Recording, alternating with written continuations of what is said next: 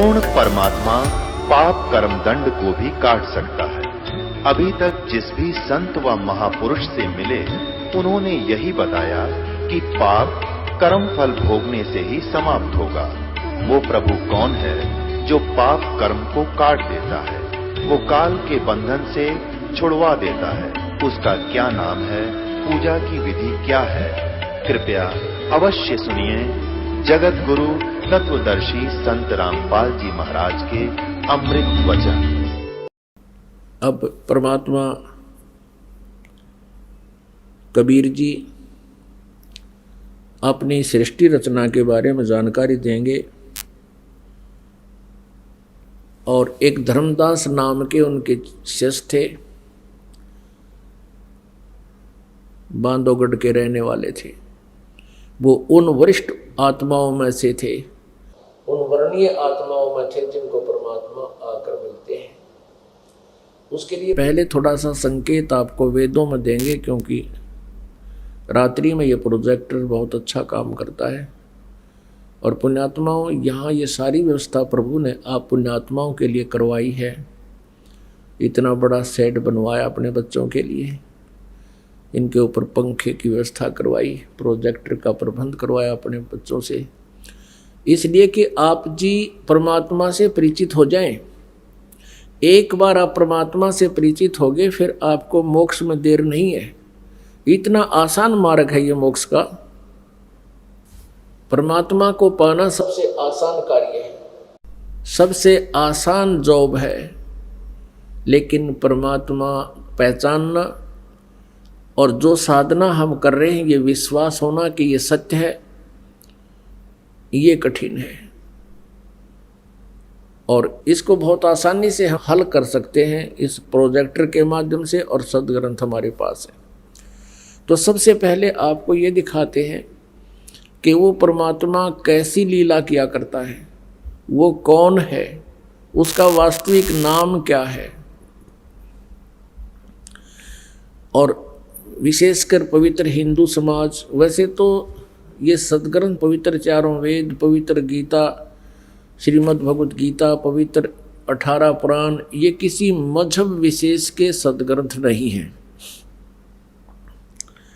लेकिन अनजानपने में इनको हिंदुओं के नाम कर रखा है, क्योंकि इन सदग्रंथों की रचना उस समय हुई थी जिस समय कोई भी धर्म नहीं था। एक वैदिक धर्म बोलते हैं, यही धर्म था। मानव धर्म समझो, और पूरा विश्व एक ही तरह की साधनाएं किया करता था। लगभग 5500 वर्ष पहले इन सदग्रंथों की रचना महर्षि व्यास जी द्वारा हुई थी। फिर भी हम ये सोचकर चलें कि ये हिंदुओं के ही सदग्रंथ हैं, तो पवित्र हिंदू समाज को तो इसका गर्व है कि हमारे सदग्रंथ पवित्र वेद, पवित्र गीता, पवित्र पुराण सत्य हैं। तो उन्हीं सदग्रंथों में जो यथार्थ ज्ञान लिखा हुआ है, और उसका आज तक भी हमें पता नहीं, जबकि हम जिनको गुरु मानते थे, महर्षि मानते थे, और वो संस्कृत भाषा के ज्ञाता भी थे, विद्वान कहलाते थे, वो भी इन सदग्रंथों को, वेदों को, गीता जी को समझ नहीं सके। पुण्यात्माओं, पवित्र चारों वेद और पवित्र श्रीमद् भगवत गीता, ये गॉड गिवन स्पिरिचुअल नॉलेज है। ये परमात्मा का दिया हुआ आध्यात्मिक ज्ञान है। और रही बात पुराणों की या उपनिषदों की, ये किसी ऋषि विशेष की, देव विशेष की अपनी सोच, अपना अनुभव, लोक वेद सुना सुनाया ज्ञान है। हम इनको भी मुख्य मानते रहे, इनको भी आधार मानकर पवित्र हिंदू समाज परमात्मा को मानता है, जानता है। तो आज वो सदग्रंथ हमारे समक्ष हैं, उनमें जो यथार्थ ज्ञान लिखा हुआ है वो हम तक नहीं पहुंचा। इसका मुख्य कारण ये रहा कि हमारे जो गुरु थे वो टीचर ठीक नहीं थे, वो आध्यात्मिक गुरु ठीक नहीं थे, क्योंकि वो अपने सिलेबस से भी परिचित नहीं थे, और वो आज तक परमात्मा को निराकार बता रहे हैं। और वेदों का भी उस साथ में रेफरेंस देते हैं कि वेदों में परमात्मा को निराकार बताया है, वेदों में परमात्मा को सैकड़ों स्थानों पर साकार बताया है और नर आकार बताया है। कबीर परमेश्वर जी कहा करते थे कि वेद मेरा भेद है, मैं मिलूं वेदन से नाही, और जौन वेद से मैं मिलूं ये वेद जानते नाही। ये चारों वेद मेरी ही महिमा का गुणगान कर रहे हैं और इन वेदों में मेरे पाने की विधि नहीं है। इन चारों वेदों में जौन से वेद से मैं मिलूं वो पांचवा वेद सूक्ष्म वेद तो स्वयं परमेश्वर ने आकर के अपनी अमृत वाणी में सच्चिदानंद घन ब्रह्म की वाणी में उल्लेख किया, उसको ये वेद जानते नहीं। उन वेदों में वो ज्ञान, इन चारों वेदों में ऋग्वेद, सामवेद, यजुर्वेद, अथर्ववेद, इन चार वेदों में पूर्ण परमात्मा के पाने की वे ऑफ वर्शिप नहीं है, पूजा की विधि नहीं है। इनमें केवल ब्रह्म तक की साधना, 500 यज्ञ, ओम नाम का जाप, यहाँ तक लिखा है। ये समझ लिए कि ये मैट्रिक तक का सिलेबस है, 10वीं तक का सिलेबस वेदों में है। इससे आगे और बहुत सी क्लासेज हैं, वो ज्ञान वो सिलेबस सूक्ष्म वेद में है, सच्चिदानंद घन ब्रह्म की वाणी में है, कबीर वाणी में है। अब रामानंद जी को परमात्मा बता रहे हैं कि स्वामी जी देखिएगा वेदों में परमात्मा के कितने प्रमाण हैं कि वो साकार है। ऋग्वेद मंडल नंबर 9 सूक्त नंबर 86।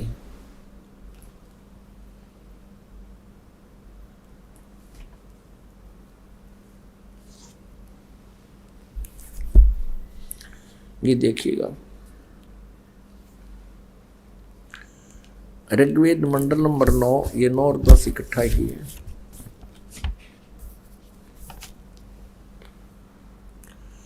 प्रकाशक हैं सार्वदेशिक आर्यपति निधि सभा,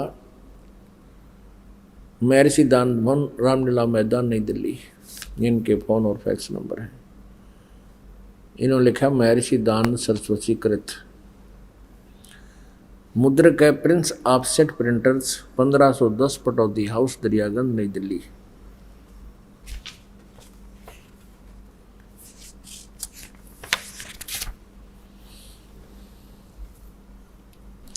ऋग्वेद मंडल नंबर 9 सूक्त नंबर 86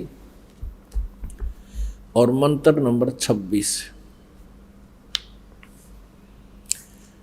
इसमें क्या लिखा है, इन्हीं का अनुवाद है। यज्ञ करने वाले यजमानों के लिए परमात्मा, यज्ञ माने धार्मिक अनुष्ठान करने वाले, यजमान माने भक्तों के लिए परमात्मा सब रास्तों को सुगम करता हुआ उनके विघ्नों को मर्दन करता है, उनके संकटों का नाश करता है, उनको पवित्र करता हुआ और अपने रूप को, अब साकार परमात्मा के देखना ढेर सारे प्रमाण, अपने रूप को साकार हुआ भगवान, सरल करता हुआ यानी हल्के तेज पुंज का बनाता है और वह कांति में परमात्मा। अब यहाँ इन्होंने कबीर को सर्वज्ञ लिख दिया है। यहाँ देखिए, ये है कबीर अतः अतो, कबीर अतो, ये कबीर, हम इसको वह बोलते हैं, वह को कबीर। इन्होंने इसको अपसर्ग लगा दिया, इसको हम रे लगा के हलंत भी लगा सकते हैं अपसर्ग हटा करके, तो भी कोई व्याकरण त्रुटि नहीं। हम इसको कबीर साहब कहते हैं, कबीर देव, कबीर साहब, जैसे ये कबीर अतो, यहाँ कबीर अतो, और यहाँ देखो कबीर देव, देव माने परमात्मा और कबीर देव। ये देखिएगा, ये है ऋग्वेद मंडल नंबर 9 सूक्त नंबर 20 मंत्र नंबर 1 में। ये स्पष्ट लिखा है कबीर देव। देव माने परमेश्वर, और कबीर, हम कबीर देव कहने लगे, कबीर देव, कबीर साहब, हम वह को वह बोलते हैं। एक थोड़ा सा उदाहरण यहाँ देना पड़ेगा तब आसानी से हमारा समझ में आओगे। आपको दिखाते हैं अभी।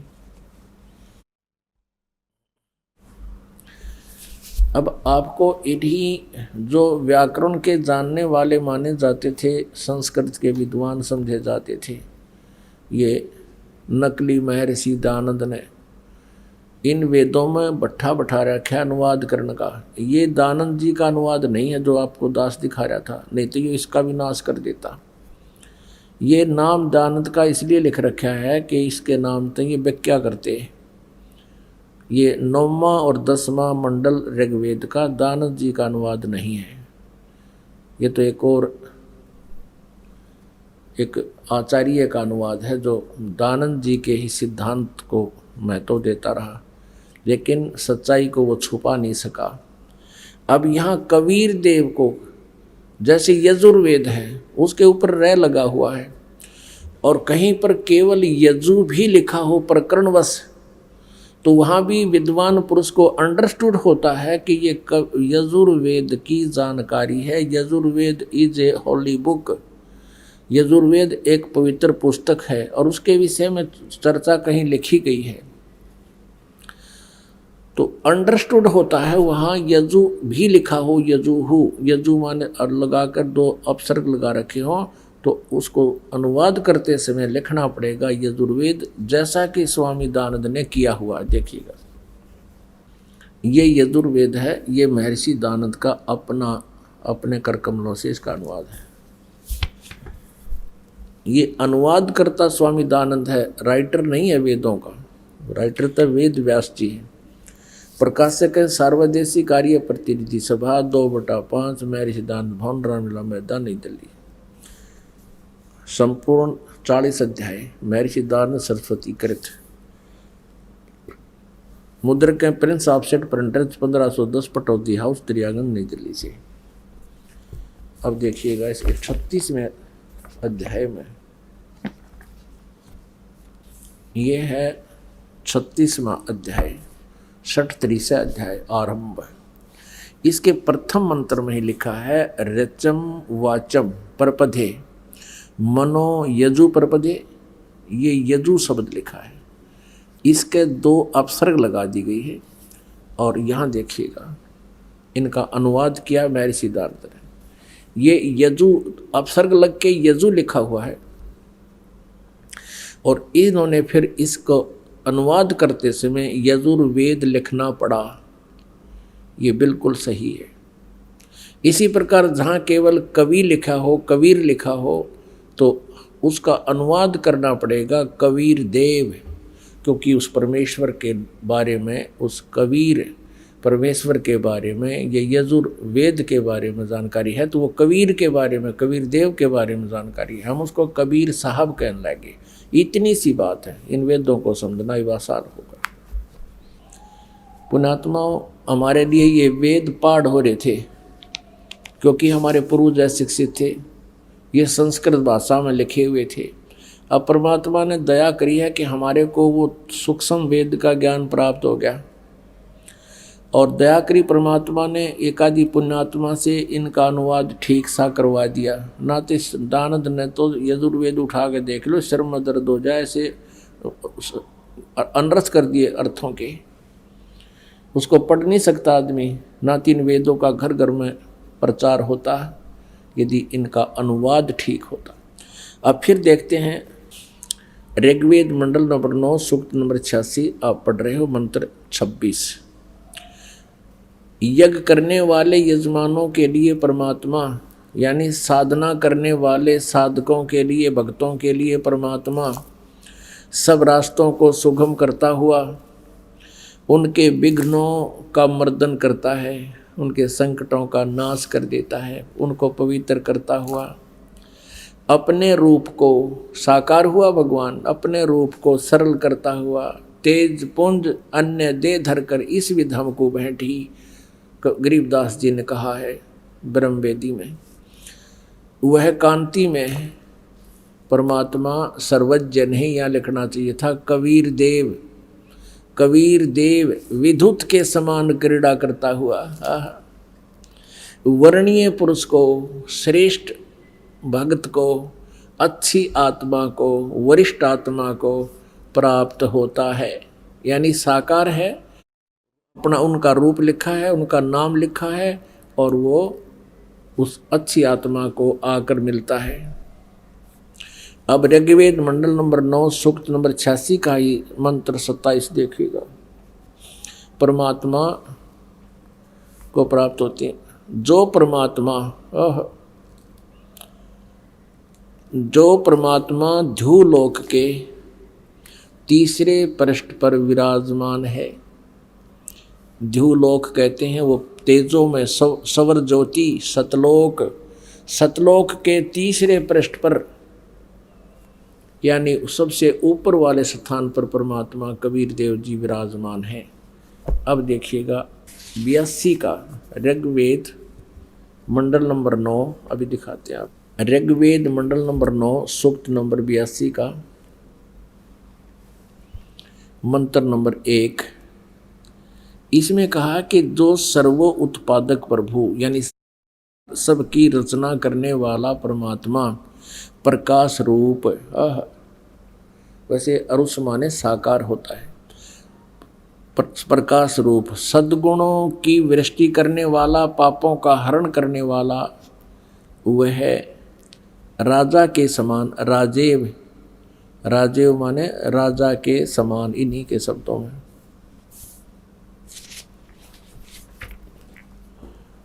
राजा के समान दर्शनीय है, राजा के समान देखने योग्य है, साकार है, और वह पृथ्वी आदि लोक लोकांतरों के चारों ओर शब्दायमान हो रहा है।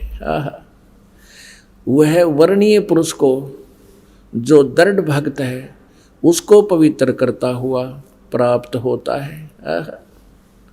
जिस प्रकार विद्युत सधे वाले स्थानों को आधार बनाकर प्राप्त होता है, कितना स्पष्ट कर दिया। वो परमात्मा साकार है और वो पापों का हरण करने वाला है, पाप नाशक है, जो सर्वोत्पादक प्रभु है, सबकी रचना करने वाला, सारी सृष्टि का रचनहार परमात्मा प्रकाश रूप है, सद्गुणों की वृष्टि करने वाला है, पापों का हरण करने वाला है, राजा के समान देखने योग्य साकार है, दर्शनीय है, और वह पृथ्वी आदि लोक लोकांतरों में चारों ओर शब्दायमान हो रहा है। वह वर्णीय पुरुष को, जो अच्छी आत्मा है, उसको, दृढ़ भक्त को, जो दृढ़ भक्त है, उसको पवित्र करता हुआ प्राप्त होता है। जिस प्रकार विद्युत सने वाले स्थानों को आधार बनाकर प्राप्त होता है। उसका उद्देश्य क्या होता है उस परमात्मा का? हे परमात्मन, उपदेश करने की इच्छा से। ऋग्वेद मंडल नंबर 9 सूक्त नंबर 82 मंत्र नंबर 2 अब हम पढ़ रहे हैं। हे परमात्मन, उपदेश करने की इच्छा से आप, यानी यथार्थ ज्ञान देने के उद्देश्य से आप महापुरुषों को प्राप्त होते हो, अच्छी आत्माओं को मिलते हो, और आप अत्यंत गतिशील पदार्थ के समान, यानी बहुत स्पीड से चलने वाले हो, हमारे अध्यात्म यज्ञ को प्राप्त होते हो। जहाँ धार्मिक अनुष्ठान होते हैं वहाँ पर आप तुरंत आ जाते हो। आप कबीर देव हैं। अब यहाँ स्पष्ट समझ लेना पुण्यात्माओं, इन्होंने कबीर का अर्थ सर्वज्ञ कर दिया।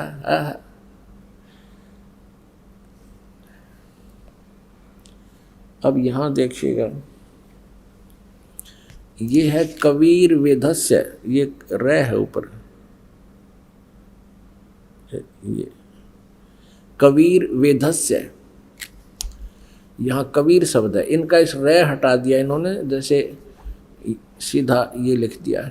जहाँ पर अभी आपको दिखा था, जहाँ यजु भी लिखा है तो वो भी यजुर्वेद लिखना कंपलसरी होता है, तो यहाँ कवि ही लिखा है तो भी यहाँ लिखना था। आप कबीर देव हैं, हम उसको कबीर साहब कहने लगे, बस इतनी सी बात है। शुद्ध स्वरूप हैं, हमारे पापों को दूर करके हे अमर परमात्मा, सो मन हे अमर परमात्मा, आप हमको सुख दें, उत्पन्न करें। अच्छा, आगे देखना।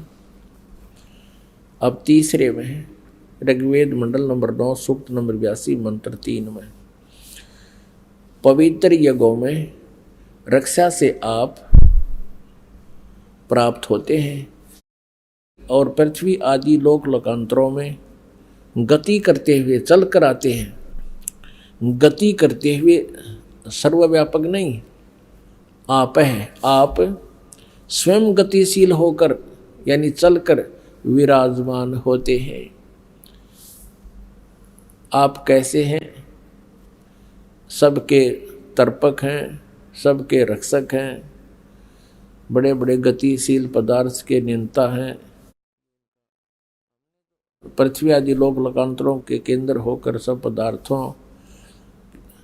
पदार्थों में रक्षा को उत्पन्न करते हैं। ये यहाँ विचल गए, यहाँ कोई और अर्थ बनेगा, लेकिन हम अपने उसको समझें कि वो परमात्मा स्वयं गतिशील होकर चलकर आता है और भक्तों को प्राप्त होते हैं, स्वयं लोक लोकांतरों में वहाँ से चलकर आते हैं। अब पुण्यात्मा, वेदों में कितनी बार लिखा है कि वो परमात्मा साकार है, और फिर भी हम अभी तक इसको निराकार कहते रहे। ये दोष पुण्यात्माओं का नहीं है, उन गुरुओं की नालायकी है जो इन सदग्रंथों को समझ नहीं सके। अब देखिएगा, ऋग्वेद मंडल नंबर 9 सूक्त नंबर 20 का मंत्र नंबर 1।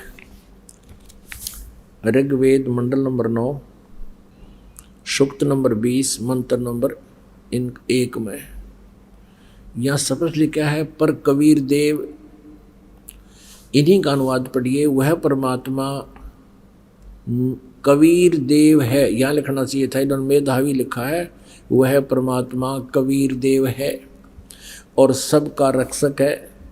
विद्वानों की तृप्ति के लिए, जो भक्त हैं उनको तृप्त करने के लिए ज्ञान को देता है, सहनशील है, संपूर्ण दुष्टों को संग्राम में तिरस्कृत करता है। वह परमात्मा कबीर देव है, कबीर साहब है।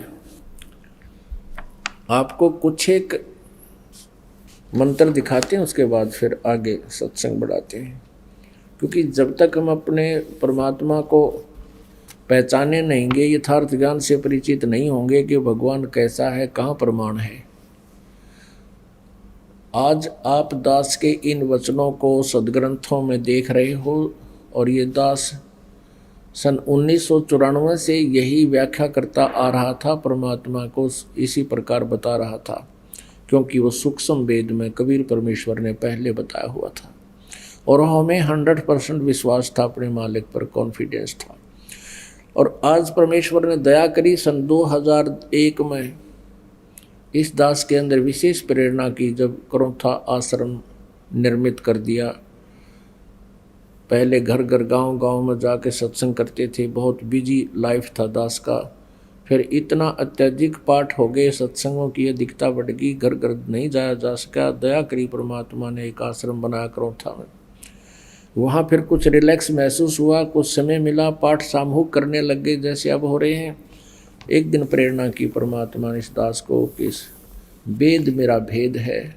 इस वाक्य से बड़ा प्रभावित हुआ दास के। परमात्मा ने कहा वेद मेरा भेद है तो अवश्य मालिक के बारे में जानकारी पावेगी। फिर दया करी दाता ने कि इनके द्वारा कुछ अनुवाद किए हुए थे अटबट, उनको देखा, उनमें भी बहुत सा तथ्य अनुवाद इन्होंने अड़ंगा करते हुए भी वो सच्चाई को छुपा नहीं सके, तो बड़ी खुशी हुई। फिर श्रीमद् भगवत गीता जी को देखा, अर्थों के अनर्थ करके उन्होंने सारा काम बिगाड़ रखा था। फिर दया करी दाता ने गहरी नज़र गीता में इस दास ने श्रीमद् भगवत गीता का पुनर्अनुवाद किया, जो आज आपके कर कमलों में है। अब आपको और ढेर सारे प्रमाण दिखाते हैं, 10 मिनट के अंदर बहुत कुछ आपको मिलेगा, देखिएगा। इसमें स्पष्ट लिखा है दर्शतेम, हे इन्होंने अड़ंगा कर रखा है ज्ञान से देखने योग्य। ये देखने योग्य यानी साकार अत्यंत बल युक्त सबसे के प्राण रूप अंतर्यामी परमेश्वर, यानी ऋग्वेद मंडल नंबर 1 सूक्त नंबर 2 के मंत्र नंबर 1 में परमात्मा देखने योग्य साकार लिखा है। अनुवाद स्पष्ट है। फिर मंत्र नंबर 2 में हे अनंत बलवान ईश्वर, जो जो विज्ञान प्रकाश को प्राप्त होने औषधि आदि पदार्थों के रस को इसमें स्पष्ट आपको साक्षात करने के लिए स्तुति करते हैं। साक्षात माने देखने के लिए। फिर देखिएगा ऋग्वेद मंडल नंबर 1 सूक्त नंबर 31 मंत्र 17 में लिखा है मनुष्यवत अग्नि। इसने क्या किया है अनुवाद करते समय इस दानंद ने बैठा रखा है। अब यहाँ लिखा मनुष्यवत अग्नि। अग्नि माने परमेश्वर, ये इसने अड़ंगा कर दिया। मनुष्यवत तो यहाँ लिख दिया, अग्नि यहाँ लिख दिया, और ये लिखना था मनुष्यवत अग्नि, हे मनुष्य के समान। मनुष्यवत मनुष्य के आने जाने के समान, ये अड़ंगा कर दिया। मनुष्य के वह मनुष्यवत मनुष्य के समान, ये तो आम बच्चा भी समझ सकता। मनुष्यवत माने मनुष्य जैसा, मनुष्य के तुल्य। अग्नि माने परमेश्वर, ये आपको बहुत बार समझा रखे। अब दिखाते हैं ऋग्वेद मंडल नंबर 9 सूक्त नंबर 36 मंत्र 9 में यहाँ लिखा है देखने योग्य रूप को उत्पन्न कीजिए। हे परमात्मा, उस देखने योग्य रूप को उत्पन्न माने हमारे सामने आइए। यहाँ इन्होंने लिख दिया अग्नि माने सभापति, यह लिखना था हे परमेश्वर आप। यहाँ देखो ऋग्वेद मंडल नंबर 1 सूक्त नंबर 25 मंत्र नंबर 18 में यहाँ देखने योग्य परमेश्वर है। हे मनुष्य, तुम जिस व्यवहारों में उत्तम और निष्कर्ष बातों का सहन होता है उनमें ठहर कर, जो कि यहाँ लिखना था विश्वदर्शतम, सबके विश्व माने सबके दर्शतम माने देखने योग्य परमेश्वर है। ज्ञान दृष्टि नहीं, ये इन्होंने अड़ंगाड़ा रखा है। आगे देखो, अब ज़्यादा ना समझा के कुछ एक आपको दिखाते हैं जिसे बहुत आसानी से समझ में आ जाएगी कि क्या कहानी है। ये देखिएगा ऋग्वेद मंडल नंबर 9 सूक्त नंबर 34 मंत्र 4 में हरि रूपई संभज्यते, पाप नाशक परमात्मा अपने रूप से अभिव्यक्त होता है। ये तो ब्रह्मांड रूप अड़ंगा इन्होंने रखा, सीधा लिखा रूपई, रूप से अभिव्यक्त माने प्रकट होता है, साकार है। अब यहाँ देखिएगा ऋग्वेद मंडल नंबर 10 सूक्त नंबर 54 और मंत्र नंबर 2 में हे परमेश्वर, जो तू अपने बलों को जगत में बढ़ाता हुआ अर्थात व्यापक होकर विचरता है, घूमता है, चलता फिरता है और लोगों को उत्तम वाणी का उपदेश देता हुआ उनमें विचरता है। बता निराकार की तरह गए, इनको पूछनिया होकर इतनी अड़ंगा डाले थे। वे तो आप अनुवाद कर रहे हैं, स्पष्ट लिख रहा क्या कि हे परमेश्वर, जो तू अपने बलों को जगत में बढ़ाता हुआ, और ये व्यापक होकर नहीं बढ़ाता, विचरता है यानी वहाँ घूमता है, आता है और लोगों को उत्तम वेदवाणी का उपदेश करता है। वेदवाणी का नहीं, अपनी अमृतवाणी का उपदेश करता हुआ उनमें विचरता है। और देखो मंडल नंबर 10 सूक्त नंबर 54 मंत्र 3 में हे परमेश्वर, कौन तुम्हारी महिमा का पूरी का पार पा सकता है, या ये लिखना है।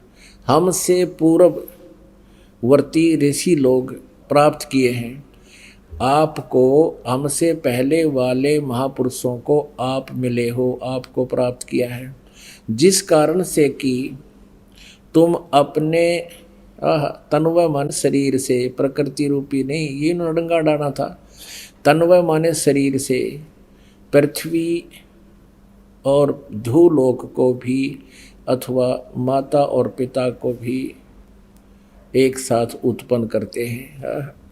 इससे यह है कि परमात्मा आप अपने शरीर से यानी वचन से इन सब को उत्पन्न करते हो। ऐसे ऐसे बहुत ढेर सारे प्रमाण हैं जो कि समझदार को संकेत इतना ही बहुत होता है। अब आपको सुनाते हैं सृष्टि रचना के बारे में। एक धर्मदास नाम के प्यारी आत्मा कबीर परमेश्वर जी उनको मिले। धर्मदास जी को परमात्मा ने बहुत कुछ ज्ञान दिया। धर्मदास जी जो थे वो भगवान श्री विष्णु जी के उपासक थे और उन्होंने एक रूपदास नाम के गुरु भी बना रखे थे। रूपदास जी के बताए अनुसार धर्मदास जी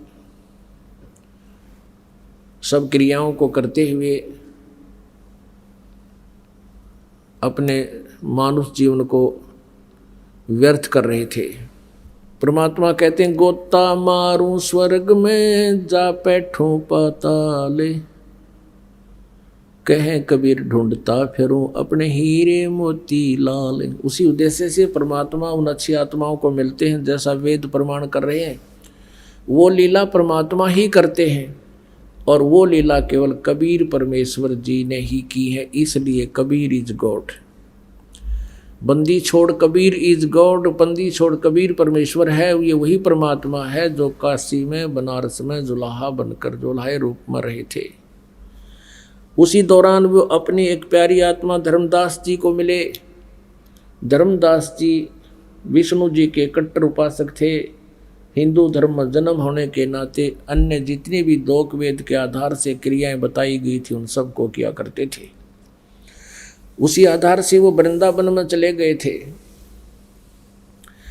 मथुरा के अंदर पहुंच गए थे क्योंकि उनके गुरु रूपदास जी ने उनको बताया था कि बेटा 68 तीर्थ कर ले, तेरे पास धन बहुत है। क्योंकि वो बहुत बड़े सेठ थे, रईस थे और वैश्य कुल में उनका जन्म था। परमात्मा ने उस प्यारी आत्मा को शरण में लेना था। धर्मदास जी कर्मकांड किया करते थे। एक विष्णु जी की मूर्ति उन्होंने साथ रखी हुई थी। 68 तीर्थ में स्नानार्थ और लाभ के लिए वो वहाँ चल पड़े थे और मथुरा में पहुँच गए थे। मथुरा के उस तालाब में जहाँ भगवान श्री कृष्ण बचपन में रहा करते थे, स्नान किया करते थे, उस तालाब में गुरुजी के बताए अनुसार स्नानार्थ गए थे कि वहाँ जाने से मोक्ष हो जाएगा। तो कबीर परमेश्वर जी जब धर्मदास जी को मिले, उनको उस तीर्थों के बारे में बहुत सी जानकारी दी। अब धर्मदास जी सुबह सुबह स्नान करके उस तालाब से एक लोटा पानी का भर के और बाहर एक गाय के गोबर और मिट्टी से कुछ स्थान लीप के अपने नित्य नियम कर रहा था। नित्य नियम यानी प्रतिदिन के आध्यात्मिक क्रियाएं, उनमें से मूर्ति पूजा, ठाकुर जी की सेवा पूजा जैसे कर्मकांड, सब का परमात्मा की छोटी सी मूर्ति, उसके सारे श्रृंगार, धोती कुर्ता, सब कुछ, उसके कंठी माला तिलक मुकुट आदि, तो उनको नवाते शुद्ध जल से, फिर नए कपड़े पहनाना, उनकी फिर आरती करना, उसके बाद फिर वो गीता जी का एक अध्याय का नित्य पाठ करना और हरे राम हरे कृष्ण राधे राधे श्याम मिला दे, सीताराम राधे श्याम, हरे कृष्ण हरे राम, ओम नमः भागवते वासुदेवाय, ओम नमः शिवाय, ये आदि आदि मंत्र सभी जाप किया करता था। तो परमात्मा कबीर जी एक जिंदा संत के रूप में, जिंदा महात्मा की वेशभूषा में, ये जिंदा महात्मा मुसलमानों में अत्यधिक होते हैं। उनकी कैसी वेशभूषा होती है? दाढ़ी होती है, और सिर के बाल ज़्यादा बड़े नहीं होते, उसके ऊपर एक टोप पहनते हैं ऐसे लंबा सा, और काला ओवरकोट, और एक केवल कच्छा पहनते हैं घुटनों तक का। वो परमात्मा अपनी प्यारी आत्मा के लिए कैसे भटक रहे थे। वहाँ पहुँच गए मथुरा में और देखा उस प्यारी आत्मा को डले ढोते हुए। थोड़ी सी दूरी पर विराजमान हो गए परमात्मा आकर के, और ध्यान से सब क्रियाओं को देख रहे हैं। अब धर्मदास जी ने देखा कि एक मुसलमान हमारी क्रियाओं को बहुत ध्यान से देख रहा है, तो उसने सोचा कि हो सकता है इसके भी भाग जाग जा, इसके भी पुण्य उदय हो जावे, हमारी क्रिया को स्वीकार कर लेवे और इसका उद्धार हो जावे। ये सोच थी उस पुण्यात्मा धर्मदास जी की। और परमेश्वर को एक सिंपल मैन मान रहा था, एक साधारण सा व्यक्ति जिसने अपना एक रूप बदल रखा हो, संत रूप में घूम रहा है। अब यहाँ समस्या सबके सामने उपलब्ध है कि हिंदू समझते हैं हमारी साधनाएं श्रेष्ठ है, मुसलमानों की ठीक नहीं। मुसलमान समझते हैं कि हमारी साधनाएं ठीक है, हिंदुओं की ठीक नहीं। अपने आत्माओं, इस तत्व ज्ञान की रोशनी में आपको पता चलेगा कौन ठीक है और कौन गलत है। अब जब देखा कि एक व्यक्ति हमारी साधना को देख रहा है और वो भी मुसलमान धर्म का, तो धर्मदास जी ने गीता जी का पाठ ऊंचे सुर में बोलना शुरू किया और साथ में उसका अनुवाद भी करने लगे। 7वें अध्याय को पढ़ा, फिर 8वें को लगातार पढ़ दिया कि आज एक अध्याय और सही ताकि इसका कुछ उद्धार हो जाए। अब उसने जब अपनी सारी क्रियाएं कर ली तो परमात्मा निकट आकर बैठ गए धर्मदास जी के। और धर्मदास जी ने क्या बना रखा था कि जैसे एक वैष्णव संत होते हैं, एक लंबा तिलक सफ़ेद यहाँ नाक के ऊपर और माथे ताई, और एक कंठी माला डाल रखी, और वैष्णव साधु वाला वेशभूषा कर रखी उसने।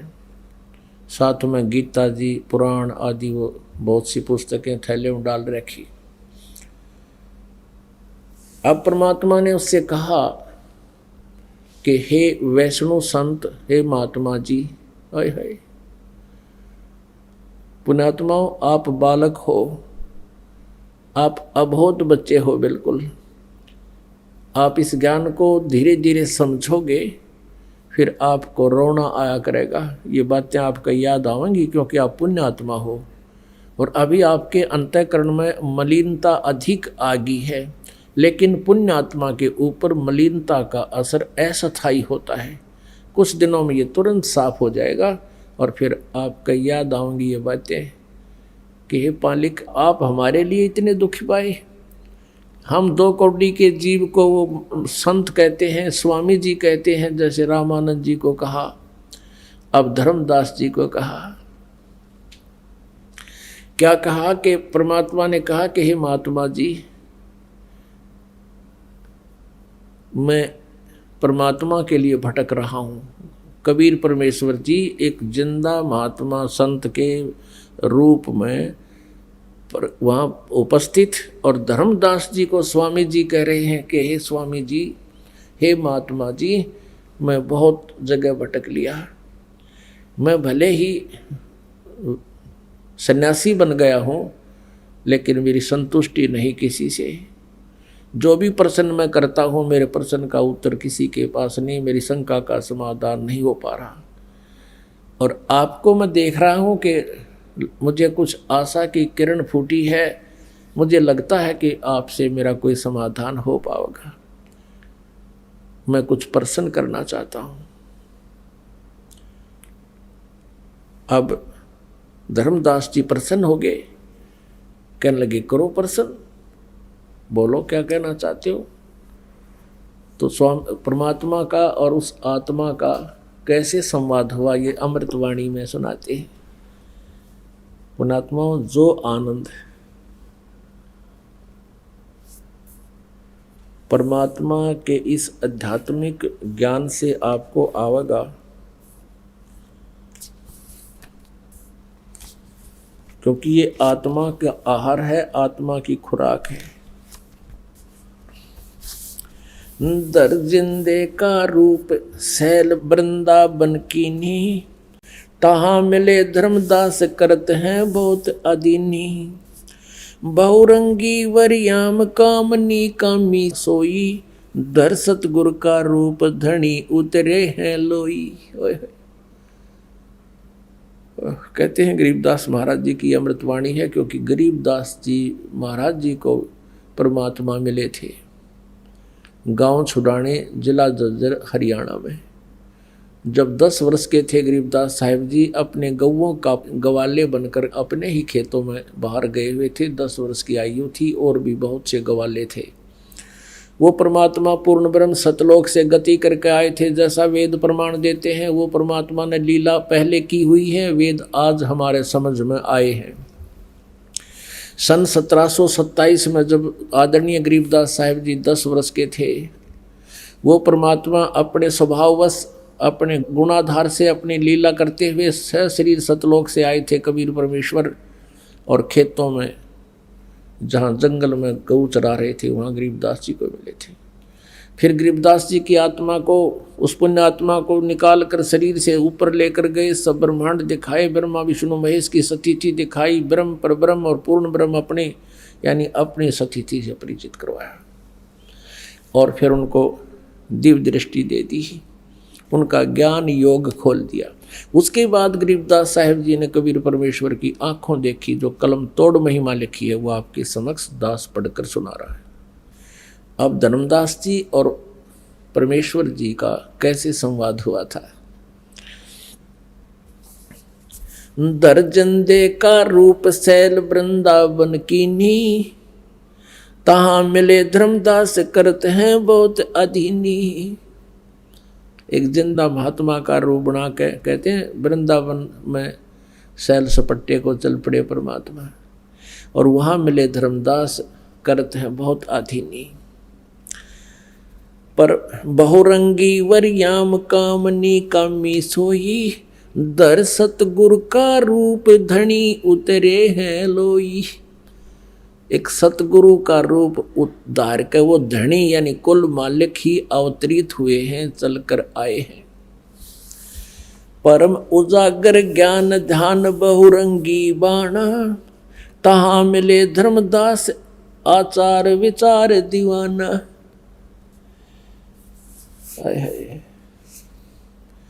परमात्मा कहते हैं वहाँ वो धर्मदास इन नकली क्रियाओं का दीवाना हो रहा था, आचार विचार ये कर्म कांड में ही दीवाना था, उसके ऊपर आसक्त था। तो परमात्मा ने क्या कहा, कौन तुम्हारी जात कहाँ से आए स्वामी, पूछे पुरुष कबीर धनी साहेब नी कामी। वो पूर्ण परमात्मा उस जीव को कहता है कौन तुम्हारी जात कहाँ से आए स्वामी। स्वामी माने मालिक। हे मालिक आप कहाँ से आए, परमात्मा पूछ रहे हो धर्मदास जी को। क्योंकि यदि परमात्मा शुरू से ही उसको टोक दे तो धर्मदास सुने नहीं। हम इतने अंडी पाक रहे हैं आज के दिन, मनो शरीर हो, घर में पैसा हो, शरीर स्वस्थ हो, फिर ना सुनते हम किससे की। हम तो अभिमान में टीटी पाक जाते हैं, और इसलिए परमात्मा अपने आप को अधीन बना के फिर हमें सेट करता है। कहते हैं कौन तुम्हारी जाति कहाँ से आए स्वामी, पूछे पुरुष कबीर धनी साहेब नी कामी।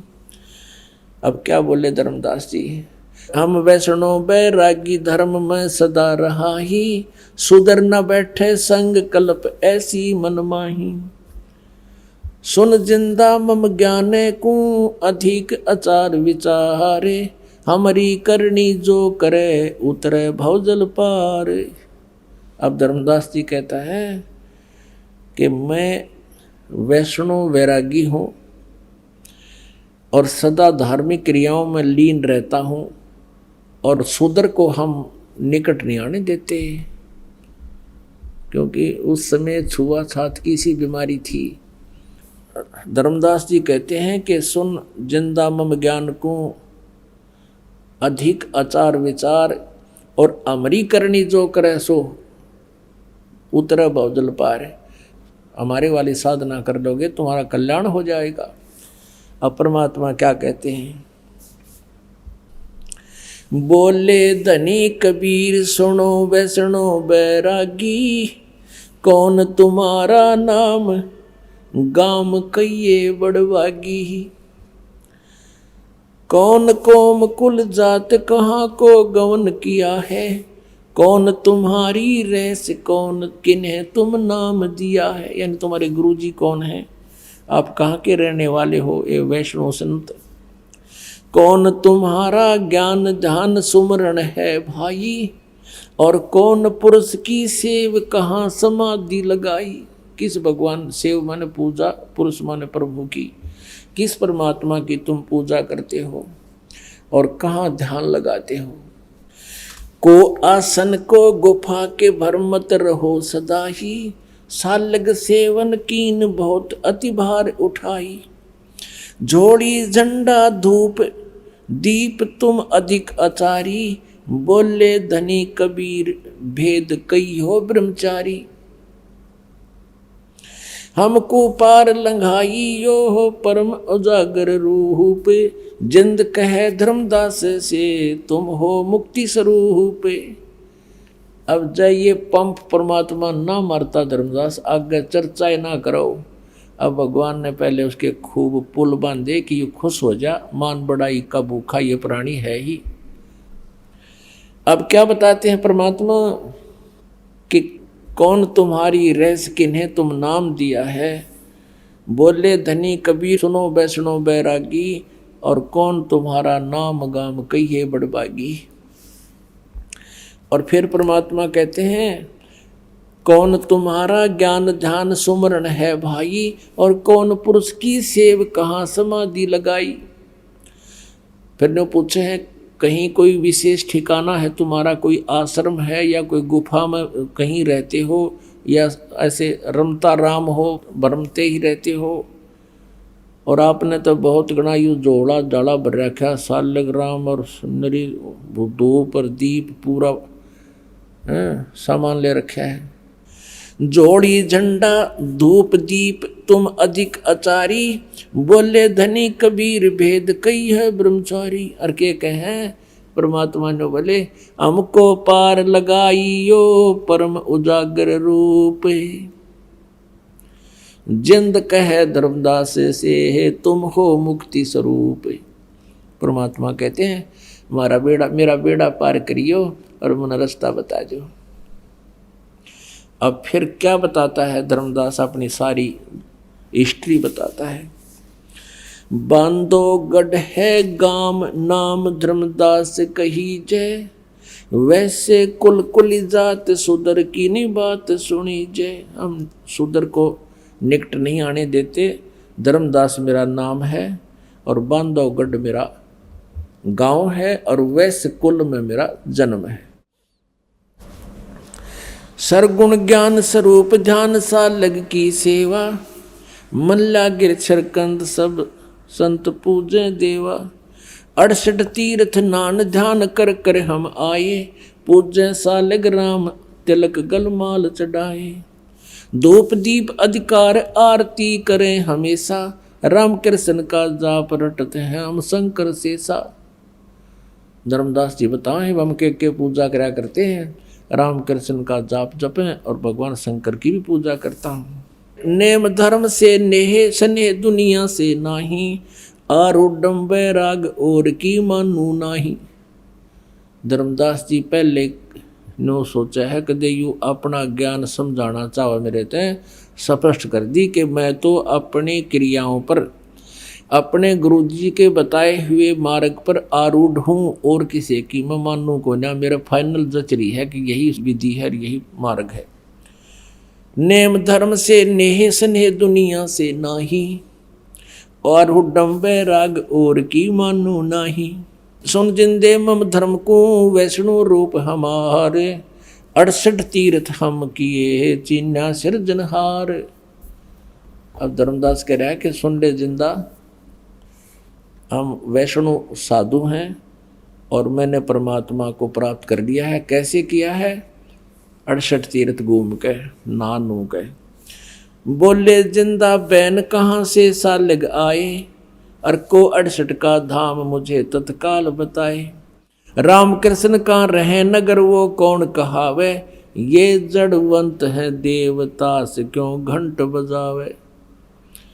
कि जिस पत्थर की मूर्ति न तू लिए फिर रहा इसका आगे घंटी बजाओ। ये तो पत्थर बोल रहा न चल रहा, कितने दिन हो गए तेने इसकी सी पूजा कर दे, कदे बात हुई तेरी इसकी। सुने गुने नहीं बात धात पत्थर के स्वामी, कहाँ भर में धर्मदास चीन निज पद नी कामी। बोलत गटगट पूर्ण ब्रह्म धर्म आदू नहीं जाण्या, चिदानंद को चीन डारिये पत्थर पाषाणा। राम कृष्ण करोड़ों गए, धनी एक का एक, जंद कहे धर्मदास से है, अब बूझो ज्ञान विवेक। कि थोड़ा सा भी विवेक रखता हो ना तू, अब बूझ मेरे पे, कैसे ये रामकृष्ण करोड़ों मर गए रो धनी एक का एक। देखो धर्मदास की बुद्धि कितनी स्लिप हो रही थी। परमात्मा को कहता है, बोलत है धर्मदास सुनो जिंदा मम बाणी, कौन तुम्हारी जात कहाँ से आए प्राणी। परमात्मा को कहता कहाँ से आया ए जीव। बोल जिंद कबीर सुनो बाणी धर्मदासा, हम खालिक हम खलक सकल हमरा प्रकाशा। हम रचे सब पाषाण नदी ये सब खेल हमारा, अचराचर चौखान बनी विधि 18 भारा। हम ही सृष्टि संजोग विजोग किया बहुभांति, हम ही आद अनादि हम हैं अवगत के नाती। हमसे ब्रह्मा विष्णु ईश है कला हमारी, हम ही पद परवान कल्प कोट युग तारी। हम साहेब सतपुरुष हैं ये सब रूप हमारे, जिंद कहे धर्मदास से शब्द सत घनसार। बोलत धर्मदास सुनो सर्वांगी देवा, दीक्षित पिंड और प्राण कहो तुम अलख अभेवा। अब धर्मदास जी ने जो परमात्मा से वार्ता प्रारंभ की, तो परमात्मा ने उनसे पूछा कि हे स्वामी जी, कृपा मुझे आध्यात्मिक ज्ञान दीजिए, मैं बहुत भटक लिया हूँ। अब धर्मदास जी ने बताया कि मैं राम कृष्ण का जाप जपया करूं और शंकर जी की भी पूजा करता हूं, और विष्णु जी मेरा इष्ट रूप में पूज्य है। मैंने रूपदास नाम के एक गुरु जी से उपदेश भी ले रखा है, और गीता जी का नित्य पाठ किया करता हूं। जिंदा आप भी ऐसी ही क्रिया करो, आपका कल्याण हो जाएगा। अब परमात्मा ने कहा कि आप भगवान विष्णु भगवान शंकर जी की पूजा करते हो और आप प्रतिदिन गीता जी का पाठ भी करते हो। धर्मदास जी ने कहा कि बिल्कुल ठीक है, लेकिन आप धर्मदास जी एक बात बताइए। एक समय एक किसान को वृद्ध अवस्था में एक पुत्र प्राप्ति हुई, और किसान ने सोचा कि ये पुत्र जब तक युवा होगा हो सकता है मेरी मृत्यु हो जावे। और उसने क्या सोचा कि मैं अपना खेती का अनुभव लिख देता हूँ। उसने प्रत्येक क्रॉप का, प्रत्येक फसल का समय, उसमें प्रत्येक एकड़ में कितना बीज और किस समय सिंचाई, कितना खाद डालना चाहिए, कौन से मौसम में कौन से मास में उसकी बिजाई होनी चाहिए, वो सारा कुछ लिख दिया। और अपने पुत्र से कहा कि बेटा, हो सकता है मेरी कभी मृत्यु हो जाए, मैं बहुत वृद्ध हो गया हूँ, मेरी मृत्यु के उपरांत आप इस व्यवसाय को, खेती को संभालना, और मैंने अपना अनुभव इस बही में लिख दिया है, पैड में, आप इसको पढ़कर इसके अनुसार करना, ठीक है। अब परमात्मा ने कहा कि धर्मदास, अब वो पुत्र जो है किसान का, उस अपने पिता के अनुभव को प्रतिनित्य नियम की तरह पढ़ने लग गया। वो पढ़ तो रहा है प्रतिदिन पिता के अनुभव को, और बीज रहा है, बाजरा बोने के दिना मत गेहूँ बोया है, या गेहूँ के स्थान पर और कुछ बो रहा, गवार बो लिया, तो क्या वो अच्छा किसान है, क्या वो धनी हो जाएगा? तो धर्मदास जी कहता है ना, वो तो भूखा मरेगा, उसका तो वो तो कति कंगाल हो जाएगा। तो परमात्मा ने कहा कि धर्मदास, श्रीमद् भगवत गीता आप डेली पढ़ते हो, नित्य नियम की तरह पढ़ रहे हो, और इसके पढ़ने का उद्देश्य क्या है कि जो भगवान ने आदेश किया था वो इसमें लिपिबद्ध कर दिया वेद व्यास जी ने, और जो इसमें लिखा है यदि हम ऐसा ही करें, ऐसी ही साधना करें तो हम भक्ति के धनी हो जाएंगे। यदि गीता जी में लिखा कुछ है और हम साधना उससे अन्य कर रहे हैं तो क्या हम आध्यात्मिक मार्ग में सफल हो जाएंगे?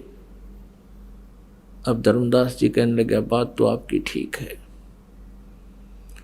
तो परमात्मा ने कहा आप राम राम हरे कृष्ण हरे राम राधे श्याम सीता राम, और श्री कृष्ण यानी और विष्णु जी और शंकर भगवान का जाप जपते हो। क्या गीता जी में कहीं ये आदेश है? अब उसको पता था कि तो कितने लिखा है को नहीं। भले आदमी, जब गीता जी में ये लिखा नहीं, आदेश नहीं, परमात्मा का आदेश नहीं, उसके विपरीत तुम साधना कर रहे हो। श्रीमद् भगवत गीता अध्याय नंबर 16 के श्लोक नंबर 23 में लिखा है कि शास्त्र विधि को त्याग कर जो मनमाना आचरण करते हैं उनको ना तो कोई सुख होता है, ना उनकी गति होती है, और न ही उनको कोई सिद्धि प्राप्त होती है। यूजलेस। अब धर्मदास जी डेली पढ़ा करता गीता जी। अब वो याद भी थी परमात्मा के कहने के तुरंत बाद उसने खोल ली और देखी, उसमें क्या पाया? जो परमात्मा बता रहे थे वही पाया।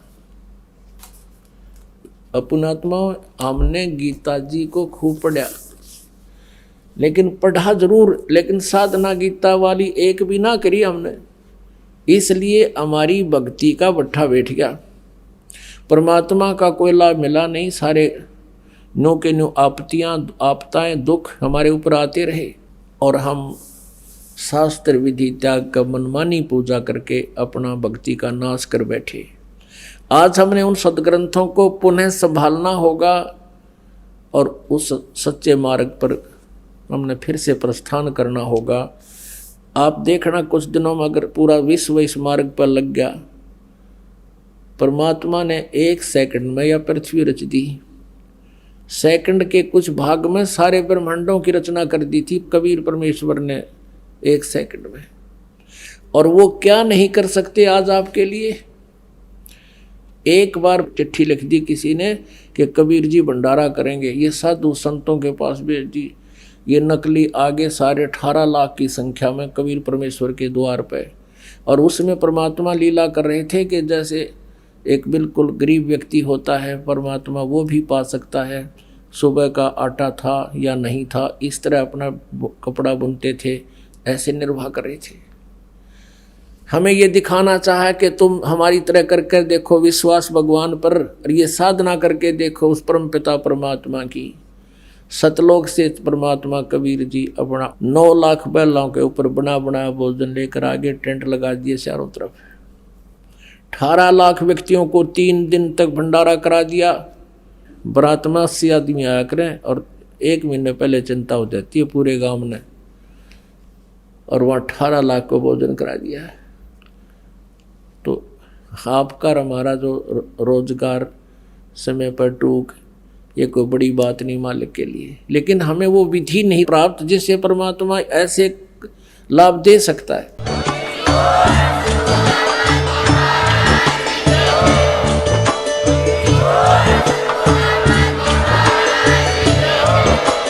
आप सुन रहे थे जगत गुरु तत्वदर्शी संत रामपाल जी महाराज जी के मंगल प्रवचन। अधिक जानकारी के लिए विजिट कीजिए हमारी वेबसाइट www.jagatgururampalji.org। संत रामपाल जी महाराज जी के शुभ आशीर्वाद से पूरे विश्व भर में 500 से भी ज्यादा नाम दीक्षा केंद्र हैं, जिन पर संत रामपाल जी महाराज जी द्वारा ऑनलाइन निःशुल्क नाम दीक्षा दी जा रही है। अपने नजदीकी नाम दीक्षा केंद्र का पता करने के लिए संपर्क करें 8222 880541।